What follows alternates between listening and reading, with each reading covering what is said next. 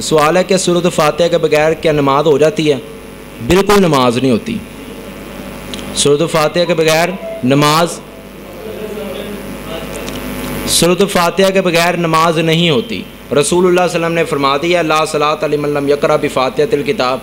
अब जो हमारे भाई कहते हैं, कुछ हमारे भाई कहते हैं ये अमूम के लिए है, यानी आम के लिए, ख़ास के लिए नहीं है। कुछ भाई कहते हैं जब बंदा अकेला नमाज पढ़े तब उस पर फातिहा फ़र्द है, जब बंदा जमात के साथ पढ़े तब उसने इमाम की इक्तिदा करनी है, तब वो फातिहा बिल्कुल नहीं पड़ेगा। ये भी उनकी दलील बातिल है, क्योंकि रसूलुल्लाह की मैंने आपको हदीस सामने रखी थी, इब्ने माजा के अंदर रसूलुल्लाह सल्लल्लाहु अलैहि वसल्लम ने फरमाया है कि सहाबा मैं देखता हूँ कि तुम मेरे पीछे क़राअत कर रहे हो, कुलना नाम ला तफ़अलु इल्ला बिफ़ातिहतिल किताब, मेरे पीछे क़राअत ना किया करो मगर फातिहा ज़रूर पढ़ा करो। और जो भाई नमाज में फातिहा नहीं पढ़ता उसकी नमाज, जो मैंने आपको आगे बताया, सुन्नत के मुताबिक नहीं होती। आगे कबूल करना ये मेरे अल्लाह के इख्तियार में है।